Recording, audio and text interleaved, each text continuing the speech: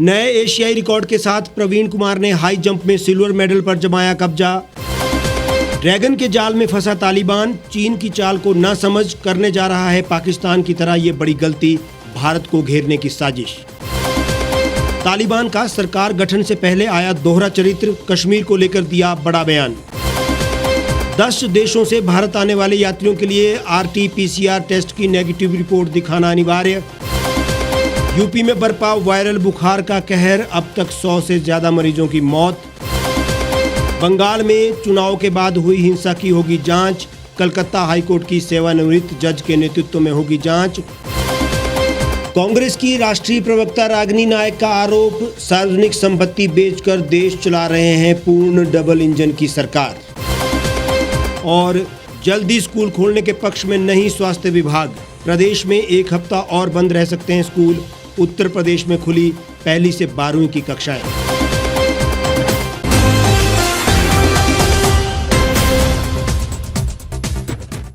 नमस्कार, स्वागत है आपका द रीव टाइम्स न्यूज चैनल में। आपके साथ मैं हेमराज चौहान। अब खबरें विस्तार से। टोक्यो पैरालंपिक में भारतीय एथलीट्स का जलवा कायम है। हाई जंप स्पर्धा में प्रवीण कुमार ने देश को 6ठा सिल्वर मेडल दिला दिया है। प्रवीण ने 2.07 मीटर की लंबी छलांग लगाते हुए सिल्वर मेडल पर कब्जा जमाया।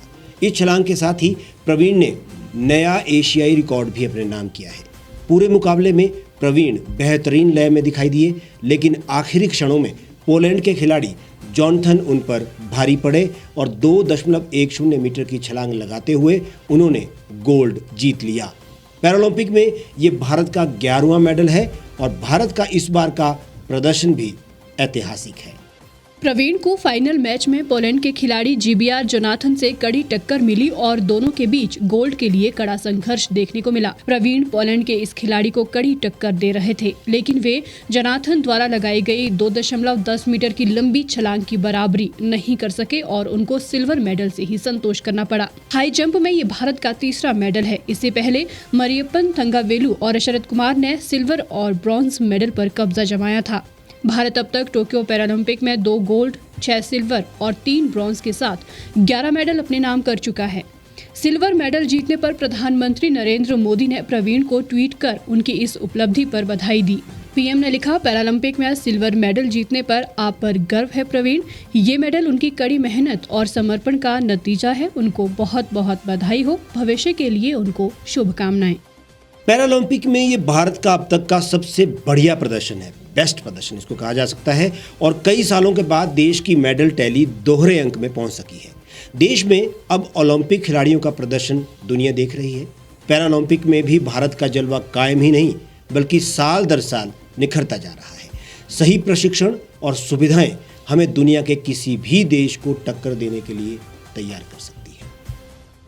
अफगानिस्तान का नया शासक तालिबान भी अब पाकिस्तान की राह पर चलता हुआ दिख रहा है। अफगानिस्तान फतह के बाद तालिबान ने कहा है कि वो चीन से आर्थिक मदद के सहारे देश की हालात सुधारने की कोशिश कर रहा है, क्योंकि चीन ही उसके लिए सबसे भरोसेमंद सहयोगी भी है। कुछ दिन पहले तालिबान में नंबर 2 माने जाने वाले मुल्ला अब्दुल गनी बरादर ने बीजिंग का दौरा किया था। इस दौरान चीन के विदेश मंत्री से बातचीत भी की थी। अब इस दौरे का नतीजा तालिबान के गुरुवार को इस बयान में साफ हो रहा है। अफगानिस्तान में करीब 200 लाख करोड़ की खनिज संपदा है, जिस पर चीन नजर गड़ाए हुए है। बता दें आपको ये भी कि पाकिस्तान भी कुछ इसी तरह चीन पर निर्भर है और लगातार उसके कर्ज के तले दबता जा रहा है। दरअसल तालिबान चीन को भरोसा दिला चुका है कि वो उइगर मुस्लिमों के कट्टरपंथी तत्वों पर नकेल कसेगा। अफगानिस्तान की जमीन का इस्तेमाल चीन के खिलाफ नहीं किया जा सकेगा। हालांकि तालिबान ने भारत समेत पूरी दुनिया को ये भरोसा दिलाने की कोशिश की है कि अफगानिस्तान की सरजमी का इस्तेमाल किसी मुल्क के खिलाफ नहीं किया जा सकेगा। मगर तालिबान अगर आर्थिक सुधार के लिए चीन पर पूरी तरह से निर्भर हो जाता है तो फिर इसमें कोई दो राय नहीं कि वे पाकिस्तान की तरह ही ड्रैगन का गुलाम बनकर रह जाएगा। अफगानिस्तान में तालिबान राज के बाद दुनिया के अन्य देशों से आने वाली सहायता राशि या तो कम या बंद हो गई हैं। मनी ट्रांसफर जैसी सुविधा भी बंद हो गई है। लोगों को मजबूरी में अपने गहने बेचने पड़ रहे हैं। अमेरिका ने अफगानिस्तान के लिए अपनी तिजोरी में ताला जड़ दिया है। वहीं IMF और विश्व बैंक ने भी उसकी वित्तीय सहायता को रोक दिया है। बता दें कि बीते कुछ सालों में पाकिस्तान भी चीन की ओर आकर्षित हुआ है। या यूं कहें कि ड्रैगन ने उन्हें अपनी जाल में फंसाया है। मध्य एशिया क्षेत्र में अपने नापाक मंसूबों को पूरा करने के लिए चीन इन देशों के साथ दोस्ती का हाथ बढ़ा रहा है ताकि उसका दबदबा इस क्षेत्र में बढ़ जाए और वे सुपर पावर अमेरिका को टक्कर दे सके। चीन पाकिस्तान में कई परियोजना को स्पॉन्सर कर रहा है। इतना ही नहीं, इमरान सरकार को कर्ज भी देता रहा है। अब यहाँ समस्या ये है कि भारत अपने 23,000 करोड़ के निवेश पर भी खाली हाथ है और चीन अफगानिस्तान को आर्थिक गुलाम बनाने के लिए तालिबान के अनपढ़ सत्ता संचालकों को अपनी मुट्ठी में कर चुका है। भारत मौन है और एक ही रट पर कायम है कि सारे भारतीयों को वापस लाना ही उनका लक्ष्य है। ये कैसे भूला जा सकता है कि अफगानिस्तान के साथ भारत की सीमाएं हैं और पाकिस्तान, तालिबान, चीन ये तीनों मिलकर अब परेशानी बढ़ाने के लिए भी मुस्तैद हो चुके हैं। वर्तमान स्थिति पर भारत का शांति पक्ष चीन की चाल के आगे कहीं ध्वस्त ना हो जाए, इसका डर भी अब लगातार बना हुआ है। तालिबान सरकार के गठन से पहले ही उसका दोहरा चरित्र भी सामने आ रहा है। तालिबान ने कश्मीर को लेकर बयान दिया। तालिबान के पास कश्मीर के मुसलमानों के लिए आवाज उठाने का अधिकार है, जबकि कुछ दिन पूर्व तालिबान के सहयोगी हक्कानी ग्रुप के अनस हक्कानी ने यह साफ किया था कि तालिबान कश्मीर मसले पर कोई हस्तक्षेप नहीं करेगा। ऐसे में तालिबान का ये बयान भारत की चिंता को बढ़ाने वाला साबित हो सकता है। तालिबान के प्रवक्ता सुहेल शाहीन ने ये बयान दिया है। ये बयान ऐसे समय में आया है जब तालिबान की भारत से सीधी बातचीत हुई है। पाकिस्तान पहले ही ये बात कह चुका है कि कश्मीर को लेकर नापाक मुहिम में तालिबान साथ देगा। कश्मीर को लेकर तीसरा बयान हाल ही में अलकायदा ने भी दिया था। उसने कहा था कि अब उसकी मंजिल कश्मीर है। इन सभी बयानों के आधार पर माना जा रहा है कि कश्मीर में आतंकी गतिविधियों को हवा मिल सकती है। यदि तालिबान भारत या कश्मीर को लेकर अपना रुख सही नहीं रखता है तो उसके लिए आने वाले समय में काफी बड़ी मुश्किल हो सकती है। ऐसा इसलिए भी है क्योंकि जहां भारत तालिबान के मुद्दे पर विश्व बिरादरी के साथ खड़ा है, वहीं विश्व बिरादरी कश्मीर के मुद्दे पर भारत के साथ है। तालिबान को अपनी सरकार को चलाने के लिए जिन चीजों की दरकार है उसमें न सिर्फ भारत बल्कि अंतर्राष्ट्रीय मंच पर उसका व्यवहार बड़ी भूमिका निभाएगा। तालिबान की तरफ से सुहेल शाहीन का बयान मुमकिन है कि पाकिस्तान और चीन के कहने पर ही आया हो। वहीं दूसरी ओर इस तरह के बयान तालिबान को भारत से दूर भी ले जा सकते हैं। ऐसे में तालिबानी नेता और भारत के बीच हुई वार्ता के कोई मायने नहीं रह जाते हैं। दोहा में हुई इस बातचीत में भारत ने तालिबान की पेशकश पर अपनी शर्तों की बात की थी। इसमें भारत ने साफ कहा था कि अफगानिस्तान की धरती का इस्तेमाल भारत के खिलाफ नहीं होना चाहिए। अब इस पर तालिबान की तरफ से सकारात्मक रवैया सामने आया था। तालिबान चीन और पाकिस्तान का साथ नहीं छोड़ पाएगा और इस कारण से भारत के साथ संबंधों में वैसे ही कड़वाहट तो अब बनी रहेगी। और अब बात कोविड-19 की। कोरोना वायरस के आने वाले नए स्ट्रेन के साथ ही वैश्विक स्तर पर वेरिएंट ऑफ कंसर्न और वेरिएंट ऑफ इंटरेस्ट की संख्या भी बढ़ रही है। इस नए स्ट्रेन के संक्रमण की एंट्री को रोकने के लिए केंद्र ने कड़े कदम उठाए हैं। ब्रिटेन, यूरोप और मिडिल ईस्ट के साथ साथ अब और 7 देशों से आने वाले यात्रियों पर प्रतिबंध लागू कर दिए गए हैं। वहीं जो लोग इन 10 देशों से भारत आने वाले यात्रियों के लिए आरटी और पीसीआर टेस्ट की नेगेटिव रिपोर्ट दिखाना साथ ही अनिवार्य कर दिया गया है। केंद्रीय स्वास्थ्य मंत्रालय ने कोरोना वायरस के नए म्यूटेशन का हवाला देते हुए ये बड़ा कदम उठाया है। अब 10 देशों से भारत आने वाले यात्रियों के लिए आरटी एंड पीसीआर टेस्ट की नेगेटिव रिपोर्ट दिखाना अनिवार्य कर दिया गया है। ब्रिटेन, यूरोप और मिडिल ईस्ट के साथ साथ अब इस लिस्ट में 7 और देशों के नाम शामिल किए गए हैं। ये देश हैं दक्षिण अफ्रीका, बांग्लादेश, बोत्सवाना, चीन, मॉरिशस, न्यूजीलैंड और जिम्बाब्वे। केंद्रीय स्वास्थ्य सचिव राजेश भूषण ने देश के राज्यों व केंद्र शासित प्रदेश के मुख्य सचिवों को अपडेट किए गए दिशा निर्देशों की जानकारी दी। देश के तमाम राज्यों और केंद्र शासित प्रदेशों को केंद्र की ओर से लिए गए पत्र में बताया गया है कि कोरोना वायरस के आने वाले नए स्ट्रेन के साथ ही वैश्विक स्तर पर वेरिएंट ऑफ कंसर्न और वेरिएंट ऑफ इंटरेस्ट की संख्या भी बढ़ रही है। इन देशों से आने वाले यात्रियों को भारत के एयरपोर्ट पर लैंडिंग के समय एक और आरटी-पीसीआर जांच करवानी होगी। इसके अलावा उन्हें भारत के लिए उड़ान भरने से पहले भी आरटी-पीसीआर की जांच करवानी होगी। इसके साथ ही केंद्र सरकार ने कहा है कि देश में कोरोना संक्रमण की दूसरी लहर अभी खत्म नहीं हुई है। ऐसे में लोगों को कोविड प्रोटोकॉल का पालन करना बेहद आवश्यक होगा। सरकार ने कहा कि कोरोना काल में सामूहिक समारोहों को ज्यादा तवज्जो ना दी जाए, लेकिन यदि इसमें भाग लेना जरूरी हो तो इसके लिए पूर्ण टीकाकरण होना चाहिए, यानी वैक्सीनेशन ही अभी अंतिम उपाय है। कोरोना वायरस के कहर के बीच अब उत्तर प्रदेश में डेंगू बुखार ने लोगों को डरा दिया है। यूपी के अलग अलग जिलों में डेंगू बुखार के न सिर्फ मामले सामने आ रहे हैं, बल्कि इससे जान गंवाने वालों की संख्या में भी लगातार इजाफा हो रहा है। यहाँ पर अब तक इससे 100 से ज्यादा मरीजों की मौत हो चुकी है। कोरोना के बीच ये आफत बनकर टूट रहा है। डेंगू व वायरल बुखार का कहर बढ़ता जा रहा है। केवल फिरोजाबाद में अब तक 75 लोगों की जान जा चुकी है। मथुरा में 17, मैनपुरी में 3, कासगंज में 2 लोग डेंगू और वायरल का शिकार हो चुके हैं। वहीं गोंडा में प्रतिदिन 3000 से ज्यादा मरीज संदिग्ध बुखार से पीड़ित अस्पतालों में पहुंच रहे हैं। कानपुर में वायरल बुखार के कारण 7 दिन में 10 लोगों की मौत हो गई। उत्तर प्रदेश के फिरोजाबाद में बीते कुछ दिनों में अब तक संदिग्ध डेंगू और वायरल फीवर से 41 लोगों की मौत हो चुकी है, जिनमें 36 बच्चे शामिल है। हालांकि मामला सामने आने के बाद एक्शन लेते हुए उत्तर प्रदेश के मुख्यमंत्री योगी आदित्यनाथ ने फिरोजाबाद जिले के मुख्य चिकित्सा अधिकारी को हटाने के आदेश दे दिए। कोरोना में इस बार के डेंगू बुखार के कारण समस्या और अधिक गंभीर हो सकती है, क्योंकि मौसम में बदलाव भी आ रहा है। साथ ही मैदानी क्षेत्रों में हो रही बारिश से आजकल पानी जगह जगह पर जमा हो जाता है। इससे मच्छर आदि के काटने से ये समस्या शुरू हुई और फिर अब उत्तर प्रदेश में ये जानलेवा होकर कहर बरपा रही है। बंगाल विधानसभा चुनाव के बाद हुई हिंसा की जांच की जाएगी, जिसके लिए कोलकाता हाईकोर्ट की ओर से गठित एसआईटी का नेतृत्व कलकत्ता हाईकोर्ट की सेवानिवृत्त मुख्य न्यायाधीश मंजुला चेल्लूर करेंगी। इस बार के चुनाव में जमकर हिंसा हुई और बहुत से लोगों की जान भी चली गई। चुनाव के बाद भी हिंसा का दौर थमा नहीं, बल्कि और अधिक गहरा गया, और जिस पर ममता बनर्जी की चुप्पी से केंद्र सरकार भी गुस्से में थी।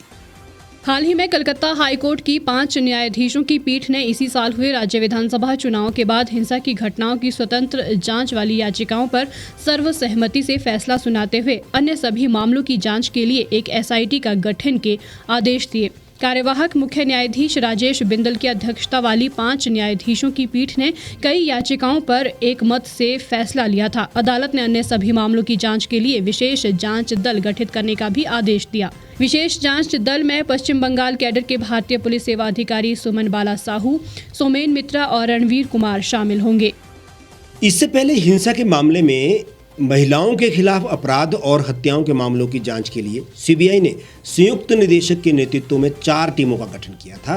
सीबीआई ने हाईकोर्ट के सामने अपनी रिपोर्ट भी सौंपी थी, जिसमें हिंसा की बात का जिक्र किया गया है। सभी मामलों की जांच के आदेश दिए गए। चुनाव में खेला होई बे को इस बार लोगों के खून से ही खेलने की कहानी बंगाल में हुई है। वहीं राष्ट्रीय प्रवक्ता ने सेब के दामों में आई गिरावट पर भी सरकार को घेरने का प्रयास किया। उन्होंने कहा कि ये आश्चर्यजनक है कि डबल इंजन की सरकार कुछ नहीं कर पा रही है। प्रदेश के मुख्यमंत्री इस पर अगर कुछ नहीं कर पा रहे हैं तो ये उनकी असफलता है। यही कारण है कि देश का किसान और बागवान आज बहुत दुखी है। कांग्रेस के राष्ट्रीय प्रवक्ता रागिनी नायक ने कहा कि मोदी ने सत्ता पर काबिज होने के लिए देश नहीं बिकने दूंगा का नारा दिया, जो झूठा साबित हुआ है। जो भी कांग्रेस ने 70 सालों में इंफ्रास्ट्रक्चर तैयार किया था, उसे मोदी सरकार प्राइवेट हाथों में बेच रही है।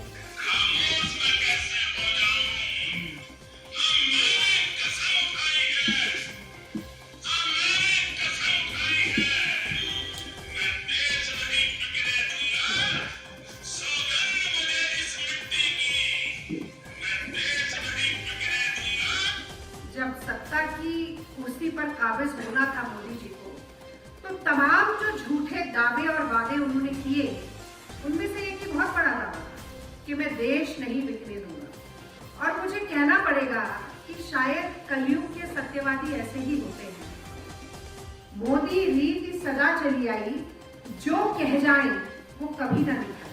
मोदी सरकार जमीन, आकाश, पाताल सब कुछ बेचने जा रही है। उन्होंने कहा कि मोदी ने अपने कार्यकाल में बनाया कुछ नहीं है, लेकिन जो कांग्रेस ने 70 सालों में बनाया वो सब बेचा जा रहा है। इन निर्णयों को लेने से पहले देश में किसी से भी विचार विमर्श नहीं किया गया। मोदी तानाशाही कर रहे हैं। मोदी पूर्ण बहुमत का बुलडोजर देश की जनता पर चला रहे हैं। रागिनी नायक ने कहा कि आगामी 50 साल तक जो आय इन सार्वजनिक उपक्रमों से होगी, इसे जनता के हित में प्रयोग नहीं किया जा सकेगा और जो भी सरकारें आएगी वे कुछ भी नहीं कर पाएगी। इससे देश के वंचित वर्ग की नौकरियां तक चली जाएगी। रागिनी नायक ने कहा कि मोदी रीत सदा चली आई, जो कहा वो कभी न निभाई। उन्होंने कहा कि इस बात की भी कोई गारंटी नहीं है कि इस पैसे का उपयोग मोदी लाखों के सूट बूट पर खर्च नहीं करेंगे। कांग्रेस इसे चुपचाप सहन करने वाली नहीं है। पूरे देश में इसका विरोध किया जाएगा और सड़कों पर उतरकर इसका कांग्रेस विरोध करेगी।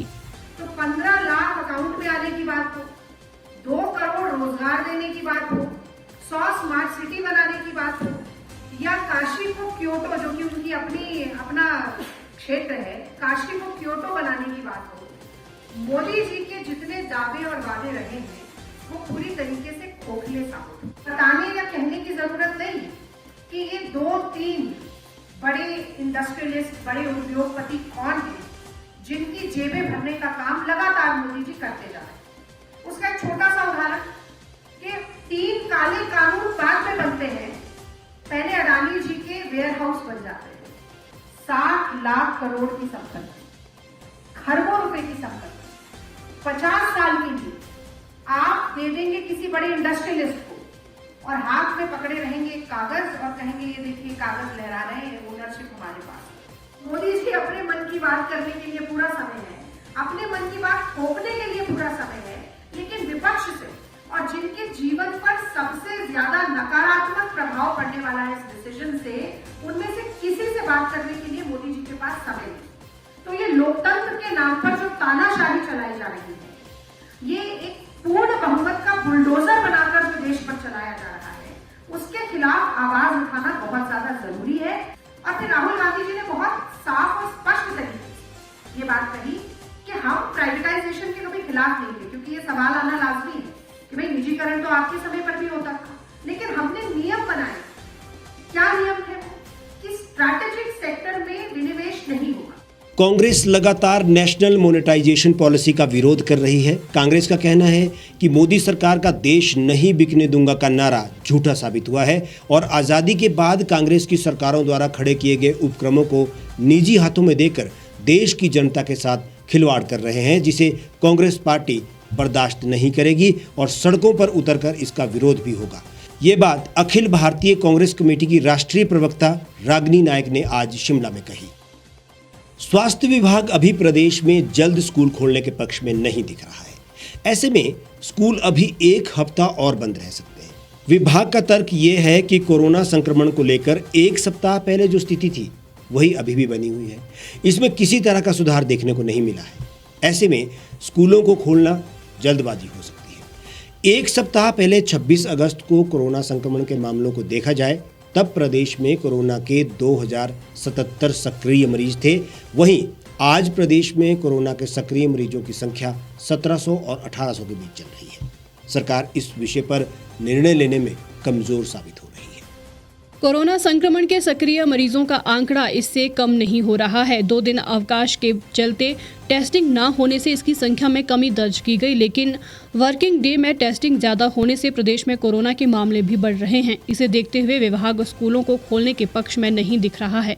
वहीं दूसरी तरफ शिक्षा मंत्री गोविंद सिंह ठाकुर ने कहा है कि कैबिनेट की बैठक में स्वास्थ्य विभाग की रिपोर्ट के आधार पर ही सरकार स्कूलों को खोलने का निर्णय लेगी। शिक्षा विभाग द्वारा इस समय स्कूलों में बच्चों की ऑनलाइन परीक्षाएं ली जा रही है। प्रदेश में कोरोना का पॉजिटिविटी रेट इस समय 2.4% चल रहा है। हालांकि इसमें 31 अगस्त के मुकाबले 0.6% की कमी आई है। 31 अगस्त को कोरोना का पॉजिटिविटी रेट 3% रहा था, जो आज 2.4% दर्ज किया गया है। प्रदेश में कोरोना के 1784 सक्रिय मरीज हैं।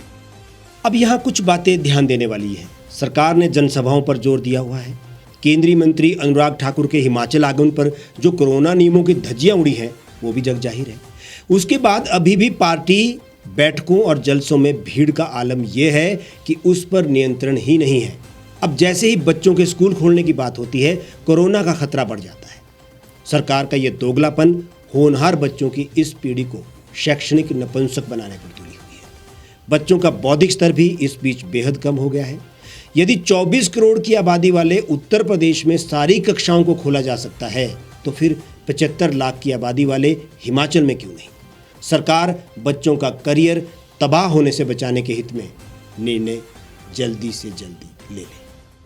हमारे आज के इस बुलेटिन में फिलहाल इतना ही। आप देश और दुनिया की तमाम खबरों के लिए हमारे साथ बने रहिए, देखते रहिए द रीव टाइम्स।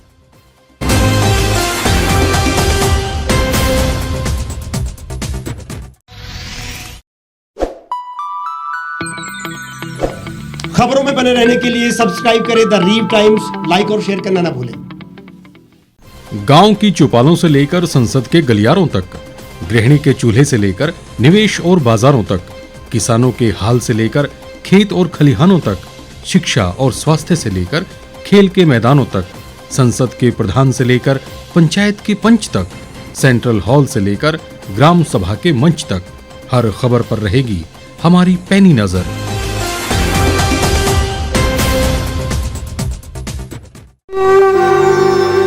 भारतवर्ष, जिसे आप दशकों से सुनते आए हैं कि सोने की चिड़िया थी।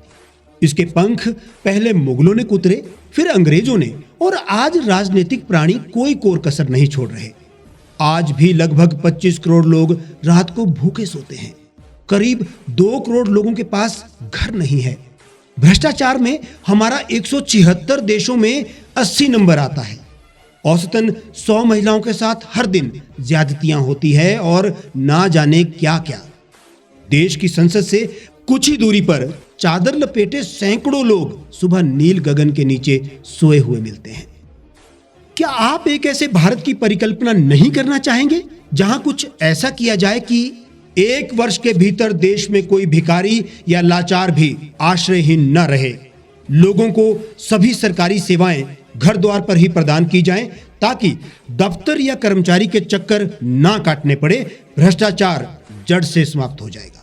सेवा प्रदाताओं की पब्लिक रेटिंग यानी जनाकलन और तकनीक द्वारा अपराधों का शून्यकरण किया जाए।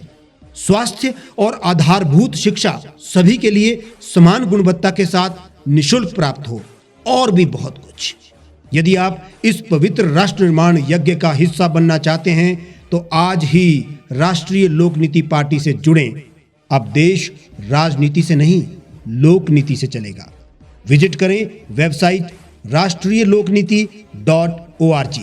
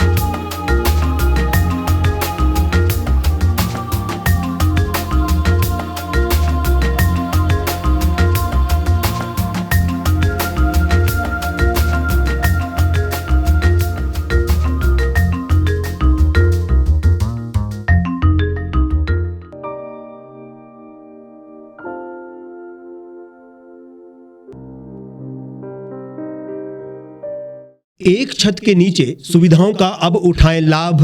रीव ई मार्ट में अब पाएं अपनी रसोई के लिए गुणवत्ता और सस्ते दामों पर राशन सामग्री। दालें हो या हो मसाले, आपका किचन ई मार्ट संभाले। उच्च गुणवत्ता और दामों में बेहतरीन रीव ई मार्ट में पधारें और पाएं अपनी पसंद के सभी उत्पाद, या फिर करें ऑनलाइन ऑर्डर और पाएं घर द्वार पर ही सुविधा। आज ही संपर्क करें फोन नंबर 8219694079 पर, बाईपास रोड, शनान, संजौली, शिमला।